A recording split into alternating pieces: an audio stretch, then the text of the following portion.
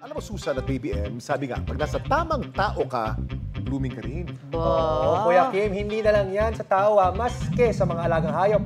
Pag tama ang trato, nagiging malupet. Sabi talaga? Oo. Narito at rarampa na ang makukulay at naggagandahang isda sa kwentong inalam ni Salima Refran.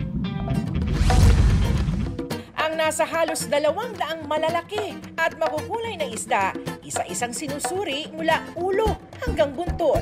Pati ang mga pambihirang itsura ng mga halaman, sinisinsin ang ganda. Ang mga isda at halamang ito, tinalo pa raw ang beauty pageant sa paghakot ng awards.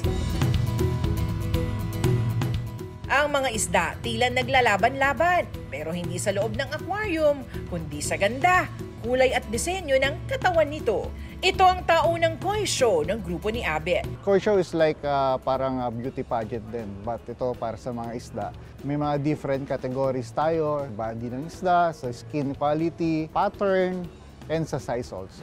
Itinuturing na iconic fish ang koi sa Japan dahil sa paniniwalang nagdadala umano ito ng swerte ayon sa Chinese feng shui. Kaya pati mga hurado, top koi breeders mula Japan. Ang normally inaalagaan talaga or kinokolik is yung mga female na koi, which is ito yung mga mas lumalaki and mas gumaganda yung katawan. Lahat to galing sa Japan. Ang mga dambuhalang isda kaya umanong lumaki ng 1 metro.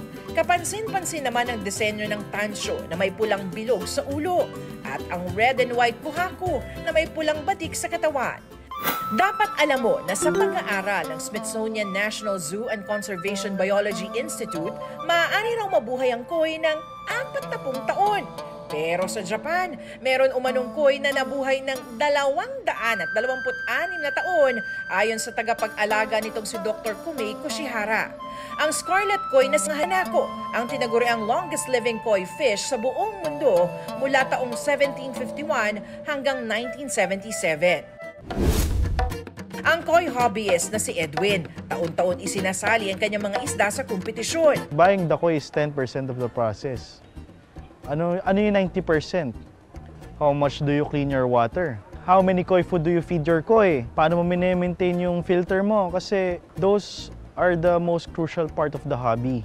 You need to put your heart into it kasi it's not a very easy job. Ang hinirang na kampiyon sa koi show, ang tri-colored Showa koi na ito.